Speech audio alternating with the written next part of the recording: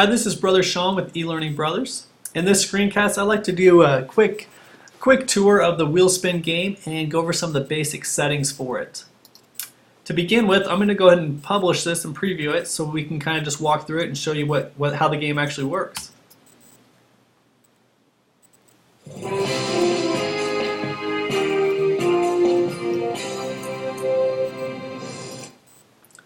Alright, you'll notice that there is an introduction music to that. Know that audio can be changed, it can be turned on or off, and you can import your own in if you like to also. In another tutorial, I'll go over all the different sound options, how to do it, and give you a really a better understanding of how to do those things. But know that those can be changed. This is our introduction screen. You can modify the text on here. You could also import your own narration if you'd like to actually have someone talking about the instructions and introduction here. This particular game works very similar to kind of like a Wheel of Fortune type game where the users would actually spin the wheel and they try to stop it obviously on a high dollar amount, and this particular question now is going to be worth 500 points if they answer it correctly. So we go to our first question, and if they answer it correct, they're awarded the 500 points and they get correct remediation text. They go back and spin the wheel again, and once again, looks like we're landing on the 500. And this time, let's say we get it incorrect. No points are awarded, and we get some remediation text so that we know what the right answer should have been. And we go back and we just basically go through the whole game just like this. You'll notice up in the top left, the participant will know what question they're on by this question counter. So we're on question number 3 out of 10. That's basically how the game works. Let me go into some of the basic settings so you understand what options you have to change.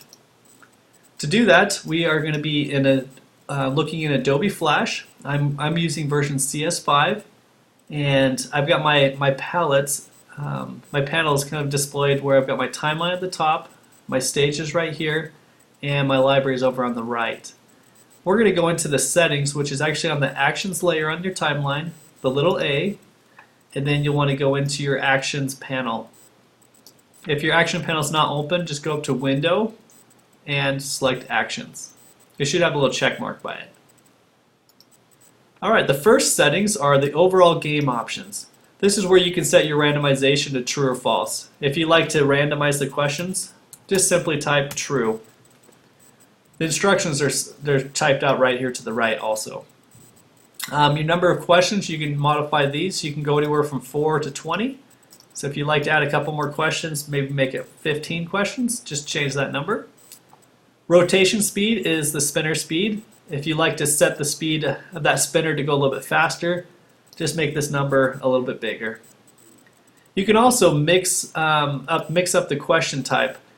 We are in the overall game options, so whatever you change the question type to here, this will modify and overwrite any of the other question type options you have listed below. So this is once again for the overall game.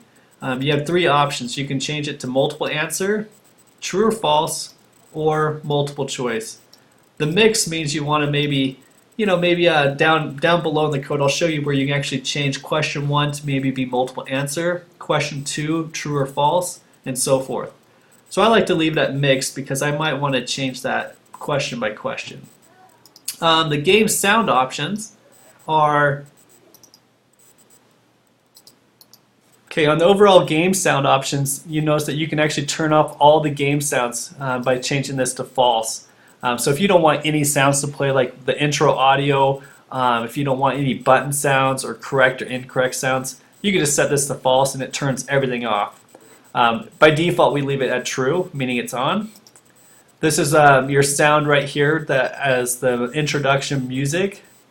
You have your button sounds, your correct and incorrect sounds, and then there's also a sound that plays for this particular game that's the spinner sound. So when that spinner's moving, it's playing a sound. You have some narration sounds in here for your instructions and your conclusion. And then down below we have the code for each one of the questions. You'll notice that you can change the question type, which answer is correct, and then there's some sound options here for your question and your narration. In other tutorials, we'll show you how to edit all those. So that's a basic introduction to the WheelSpin game.